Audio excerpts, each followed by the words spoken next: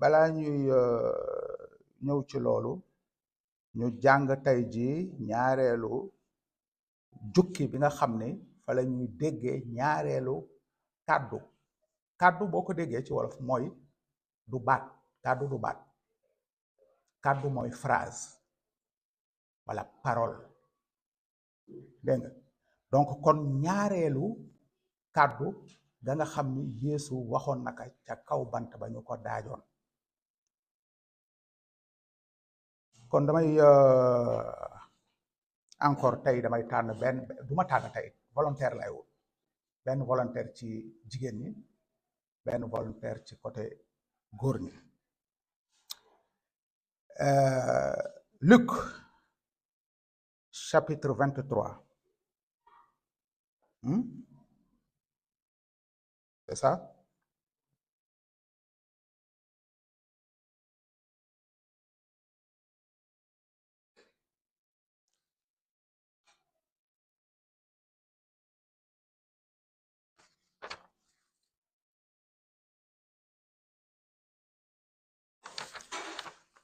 Donc Luc 23,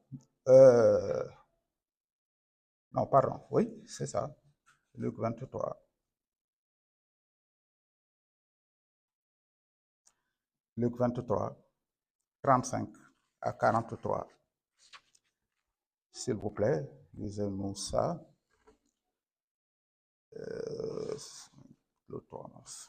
Luc 23, 35 à 43.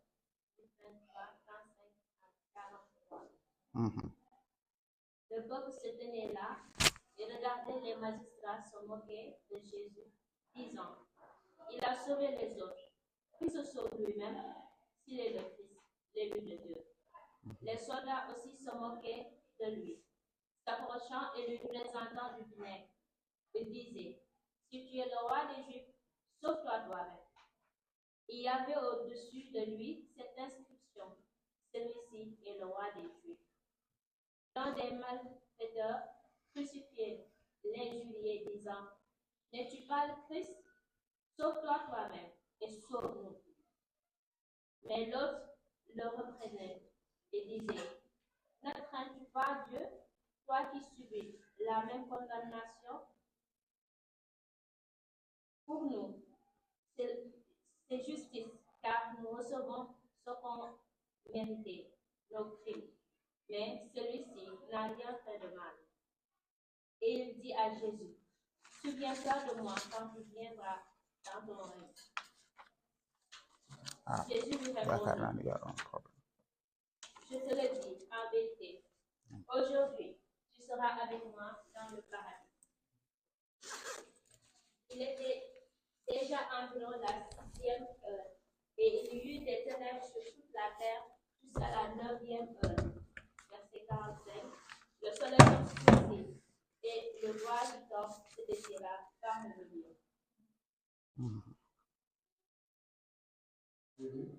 Oui, en français. Le peuple est là et il regarde.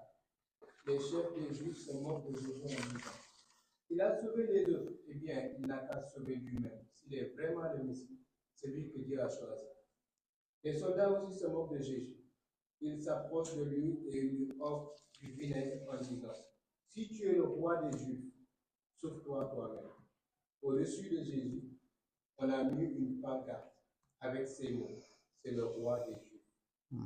Un des bandits cloué sur le croix insulte Jésus en disant: Tu dis que tu es le Messie, alors sauve-toi toi-même et sauve-nous aussi. Mais le deuxième bandit fait des reproches au premier en lui disant: Tu es condamné à mort comme cet homme et tu ne respectes même pas Dieu. Pour toi et moi, la punition est juste. Oui, nous l'avons bien mérité, mais lui, il n'a rien fait de mal. Ensuite, il dit à Jésus: Jésus, souviens-toi de moi quand tu viendras comme roi.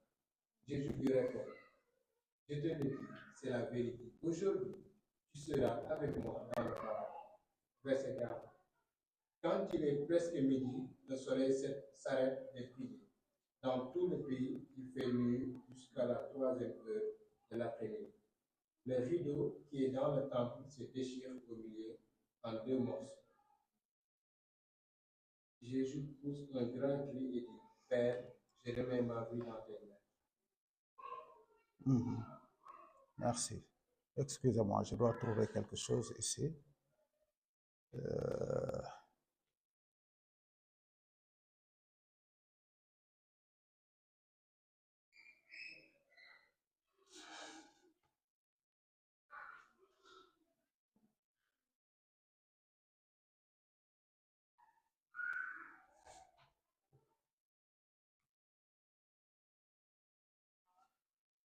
Voilà.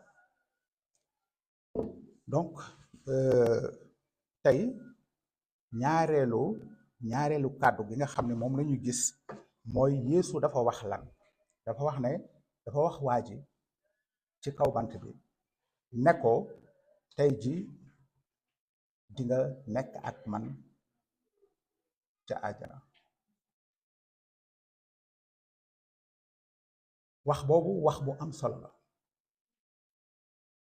amul benn njiit ci njiiti àddina yi ñi jiitu Yeesu ak ñi jamono waale ak Yeesu ak ñi nga xam ne seen jamono gannaaw Yeesu la kenn ku mës a assuré benn discipline benn ku koy topp ku ko gëm ne tey jii di nga nekk ndoog man ci àjjana. y'en a pas. te loolu lu am solo la lu am solo la pour ñun ñu xam ko. xam nga ca kàddu gu njëkk ga lan la waxoon Yeesu la waxoon ay wax yu am maanaa yoo xam ne wax yu ku dëgër fit rek moo ko mën a wax wala boog koo xam ne xam na li xew ëllëg gannaaw bi mu xamee li xew tey. dafa waxoon ne baal leen ndaxte xamuñu li ñuy def. Effectivement xamuñu woon li ñu doon def ñi ngi doon daaj ils étaient en train de crucifier le Messie de Dieu, celui que Dieu a choisi pour sauver l'humanité, celui-là qui était avec eux pendant 3 ans à peu près, qui vivait avec eux comme une personne normale tout en sortant de l'ordinaire. Voyez kooka moo dem ca bant ba ñu fa ñu koy daaje muy tal ñeneen ña fàtte boppam parce que xam na mooy kan fàttewul boppam mais waxin la xam na mooy kan ba tax mu naan baal leen ndaxte xamuñu li ñuy def. bu ñu xamoon li ñuy def duñ ko def. bu ñu xamoon ne ñi ngi daaj ca bant ba musalkatu àddina si duñ ko def. mais aussi xoolal ki nga xam ne mooy ki nekkoon ci wetam te wax ko ne ko fàttaliku ma. kooku lan moo taxoon mu mën a wax loolu parce que dafa amoon ngëm. waa jooju bés boobu la dee. il n'avait pas le temps de faire de bonnes œuvres. amul woon jotu def ay jëf yu baax mais benn jot bi mu amoon pour def benn jëf ju baax saisir na ko te loola moo doon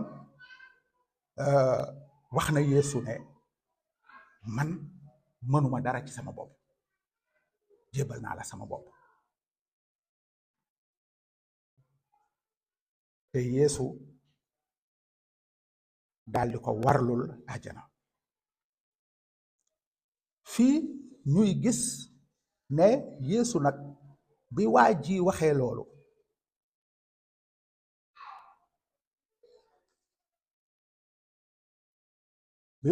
loolu dafa def loo xam ne yàlla loolu lu muy xaar ci bépp bàkkaarkat la mooy wëlbatiku ci moom. xam nga bu ñuy wax repentance tuub mooy lan du baatu kese baat bu am sens la baat bu fees dell ak xel la. yow mi nga xam ne yaa yor sa oto jóge Pikine ba Sénégal wala sa vélo jóge Pikine ba Sénégal war a dem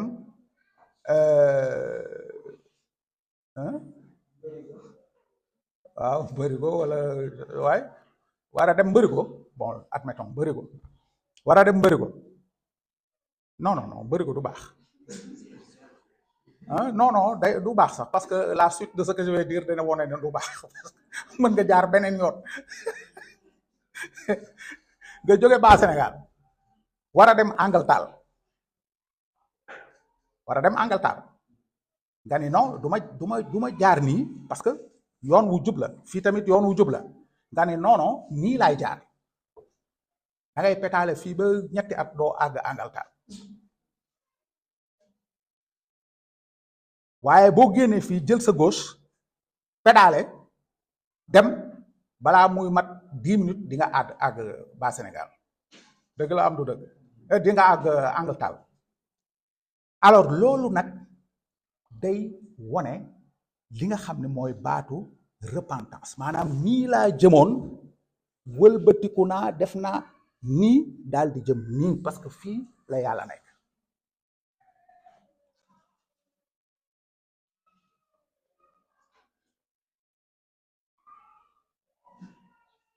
mais ñi nga xam ne ñoo nekkoon foofa ci jamono jooju ñooñu mënuñu woon a gis ki Yeesu doon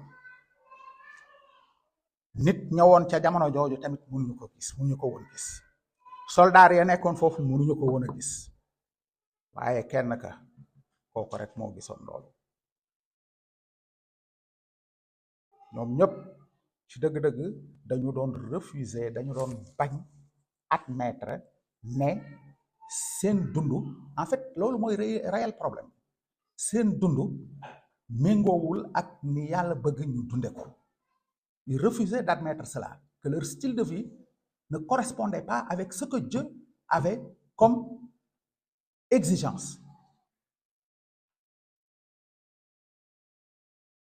et ce style de vie là déplaisait profondément à Dieu tout simplement parce que lu leen neex la ñuy def lu ñuy xalaat la ñuy def fu ñu bëgg la ñuy dem y avait pas de bride qui pouvait les retenir dañuy dem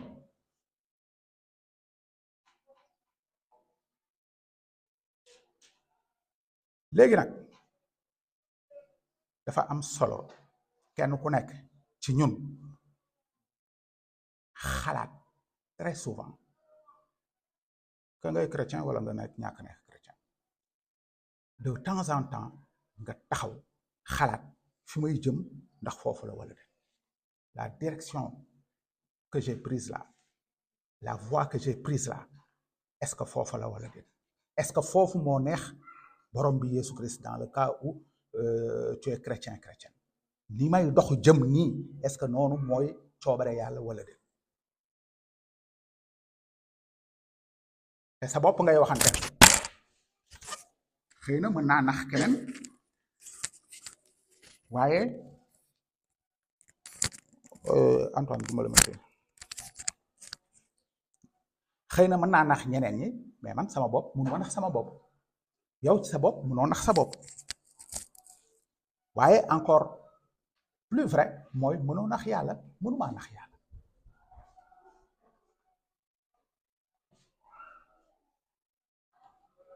vraiment est-ce que xalaat naa ci tuub samay bàkkaar est-ce que xalaat naa repentiru nii laa jëmoon waruma jëm noonu nii laa waroon a jëm ma wëlbatiku est-ce que xalaat naa ci loolu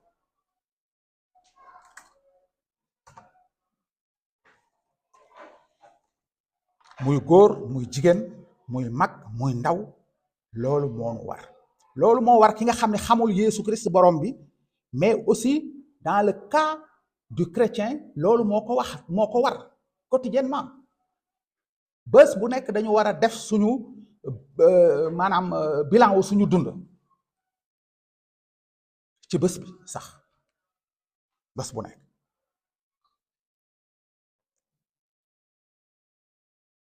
est-ce que réellement mës na maa repentir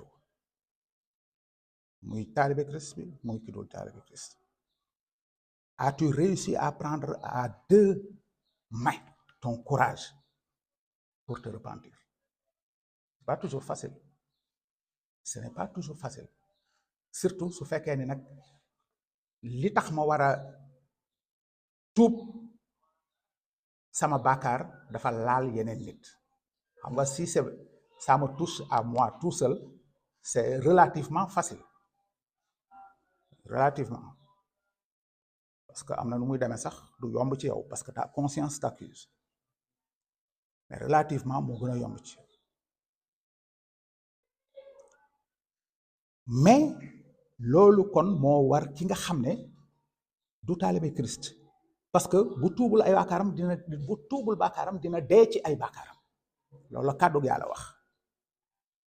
Mais yow itam mi nga xam ne man mi itam mi nga xam ne taalibe Christ la am na ay mbir yoo xam ne su ma toogul ak borom bi régler ko ça va me taper sur les nerfs chaque jour.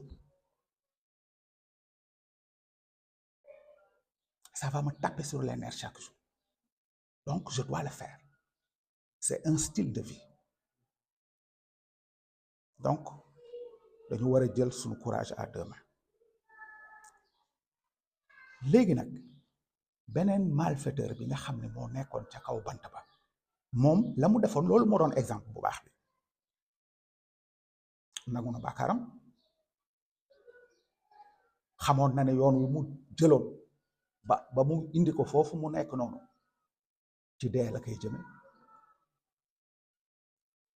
mu jël son courage à 2 mains daal di nangu bàkkaaram. Il reconnaît donc avoir commis des crimes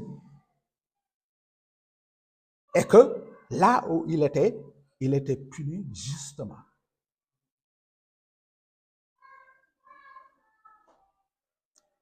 Mais encore plus intéressant mooy moom il souligne l'innocence de Jésus. ñeneen ñëpp dañu condamner Jésus. Peuple bi, magistrats yi, les pharisiens, borom diine yi ñëpp dañ ko condamner. Il était le seul à reconnaître que ni moom deful dara. Le seul. moo taxit bi Yeesu déggee loolu gis ngeen na mu ko tontoo. Parce que Yeesu niki doomu aadama il était touché par l'attitude de ce monsieur-là. Son attitude, maanaam l'attitude de repentance du monsieur et sa foi. Attitude, foi, attitude. Les deux marchent ensemble. Si tu n'as pas la foi, tu ne peux pas agir comme il faut agir. Kon Yeesu daal di ko promettre moom lu ëpp sax la nga xam ni moom la laajoon Yeesu, parce que dafa waxoon ne boo demee tey jii na nga ma fàttaliku, boo demee ca sa nguur nanga ma fàttaliku. loolu la ñaanoon Yeesu, de se souvenir de lui lorsqu'il viendra établir son royaume. Mais Yeesu ni ko non, c'est pas un jour, c'est pas abstrait, c'est pas lointain. tey jii la, tey jii di nga nekk ak man ci àjjana, la présence de Dieu. Je ne parle pas de ce àjjana là bi nga xam ni c'est virtuel et pas palpable, mais la présence de Dieu.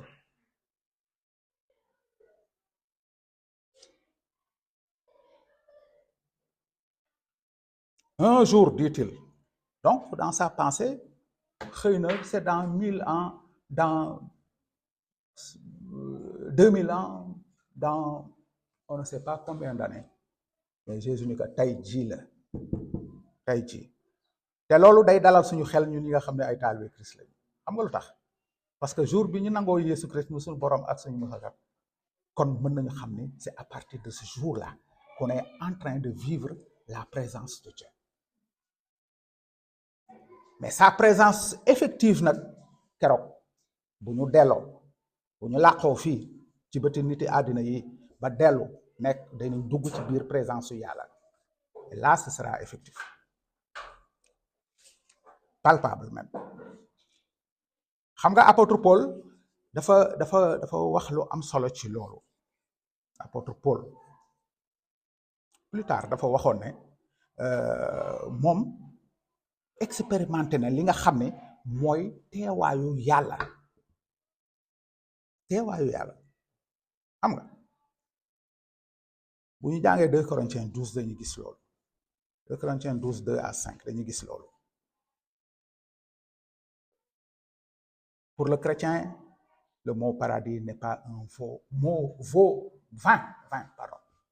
vain mot du baat bu ñuy sànni noonu rek amul benn njëriñ. Quand on parle du paradis, on parle de la présence de Christ, de sa présence.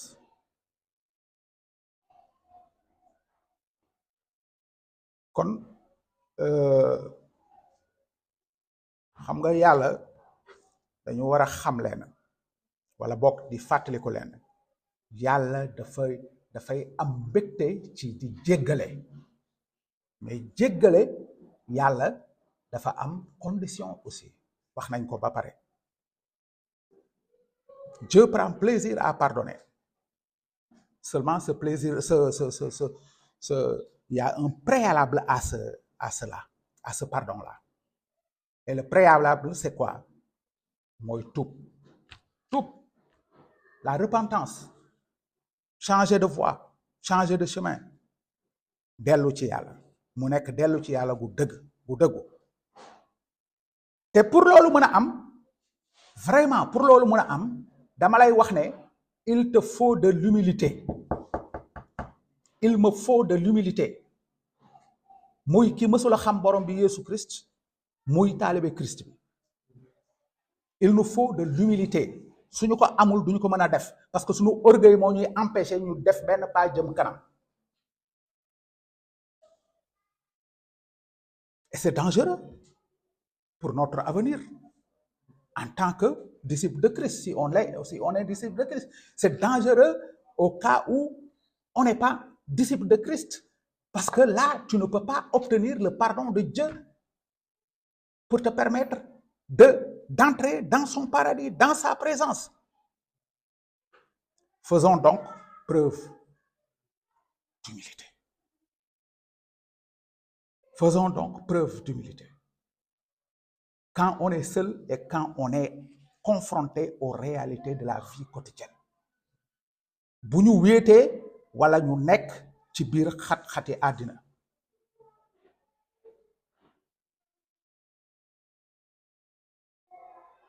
il faut faire preuve d'humilité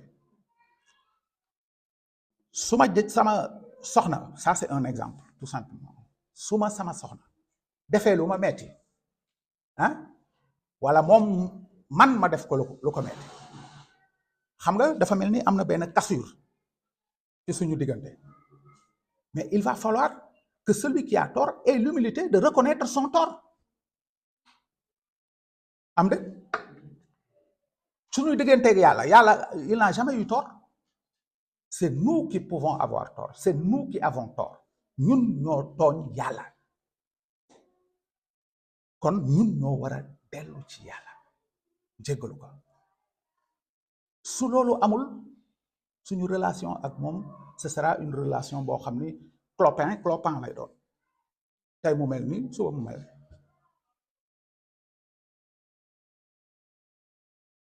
et ça regarde nous tous ñun ñëpp ni ki taalibe Christ ça nous regarde kon suufeelu dafa am solo suufeelu ñëw ci Yeesu ngir lan ngir jot ci mbaalam maanaam pardon wam njëggalam ak aussi la guérison son pardon produit la guérison sunu xol bi nga xam ne dafa jeexoon tàkk wala dafa daggoon ndax diggante bu bu ñaaw wala diggante bu baaxul bi ma amoon ak sama moroomu nit tant que boobu réparé wul saa yoo gisee nit kooku day mel ni sa butit la ñu génne. Et ça c'est dangereux. Pour toutes les relations c'est dangereux, que ça soit avec les non-chrétiens wala ak les chrétiens.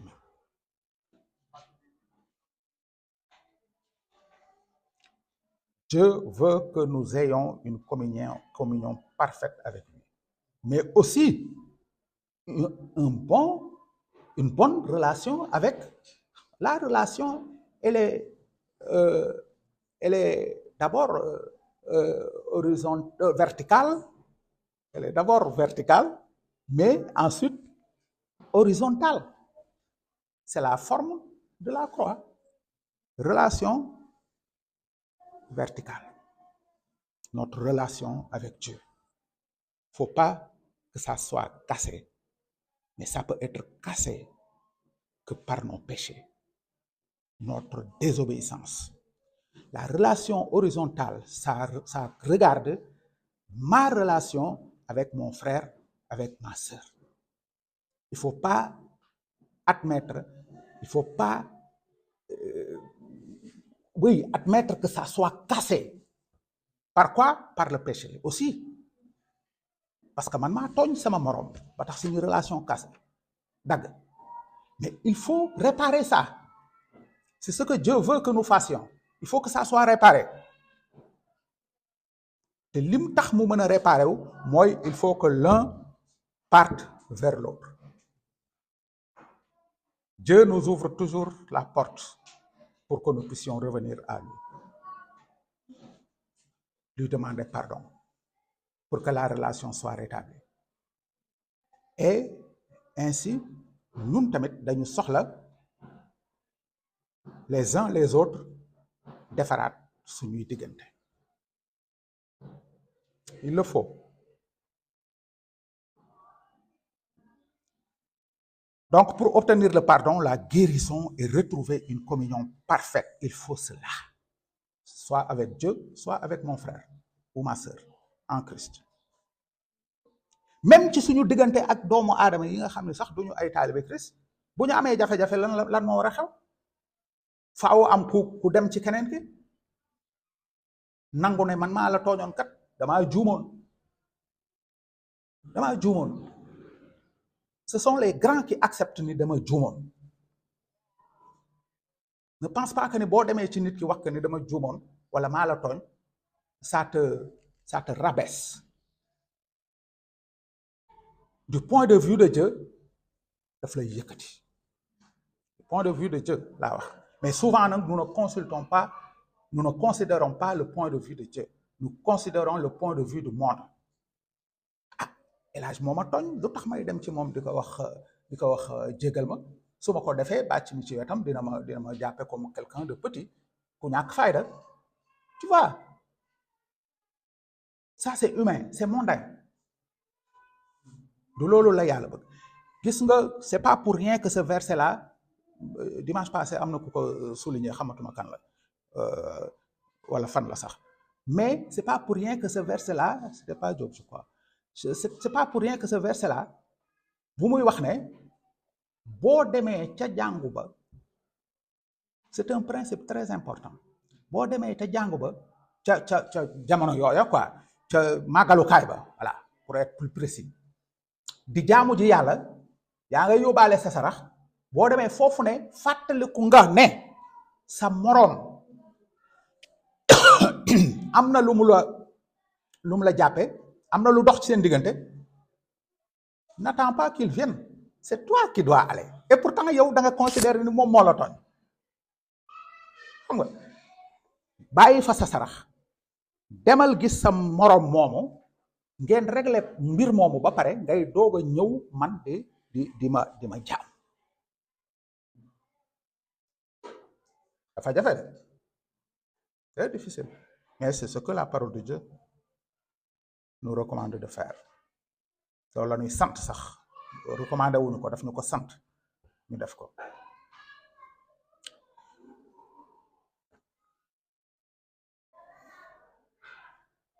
kon fii la ñuy yem tey mais nañu fàttaliku leen mooy pour am njéggalu yàlla, pour obtenir le pardon de Dieu, pour obtenir la guérison, pour retrouver une communion parfaite avec Dieu ou avec ses pairs. La voie de la confession est celle que nous devons emprunter. La voie de la confession, c'est celle-là que nous devons emprunter pour rétablir cette communion avec Dieu, avec mon frère, ma sœur, et obtenir le pardon et la guérison. La grâce est toujours disponible. La grâce de Dieu, elle est toujours disponible. Toujours. Amul benn saa boo xam ne yiwu yàlla nekkul di la xaar, di ma xaar. Elle est toujours disponible. La communion parfaite est aussi toujours disponible. Li ma wax léegi rek loolu rek moo koy dagg. Mais elle est toujours disponible. gis nga yonent yàlla Daawuda dafa wax ci Somme 32 fan yee ci gannaaw jàng nañ ko kër ga. bu ma nee cell dama ràgg, ba ma nee cell la wax, maanaam ba ma noppee dama ràgg. Daawuda mooy wax de, yonent yàlla Daawuda. dama ràgg dëkke naqar, guddeeg bëccëg sa loxo di diis gann ci man. dégg nga de mu dolli ca ne sama doole ñiis ni ndox mu ñu ŋacc. ndox mu jaas upp ba mu ŋaccu. ngelawal jaas, waa Jóob xam na lo ngelawal jaas mooy bu nawet, bu ñu tollee fin wu nawet, ndox taataa yooyu nga xam ne ñoo desandi woon ci yenn xóote yi, ngelawal jaas boobu mooy ñëw upp ko mu fer dexu ban bi nekkoon fii, ñun xam nañ ko bu baax parce que foofu la ñu nekkee xale. dexu ban boobu loolu ngelaw loolu la ñu yàkkamti woon, moom moo daan woowal ban bi ba nit ñi ak oto yi mën a tàmbalewaat di jaar ci kaw dexu ban bi. ña nekk Saalum ak Siin ak Bawol, ngelaw loolu tamit la ñuy xaar pour dugub ji mën a ñor wow. dégg nga donc voilà mes amis ce que David dit. Somme 32 verset 3 à 4 mën nga ci rax sax verset 5. ba ma nee cell dama ràgg dëkke naqar, guddeeg bëccëg sa loxos diis gann ci man, sama doole ñiis ni ndox mu jaas upp.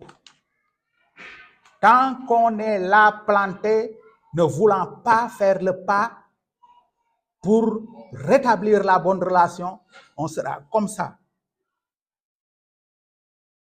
nii ko Daawuda waxee nii noonu la ñuy mel. mais heureusement ca aaya ya nga xam ne ñoo ca topp, Daawuda amoon na njéggaluk yàlla ba di nga tagg ndax loolu. lisez le psaume 32 borom bi na leen yàlla barkeel.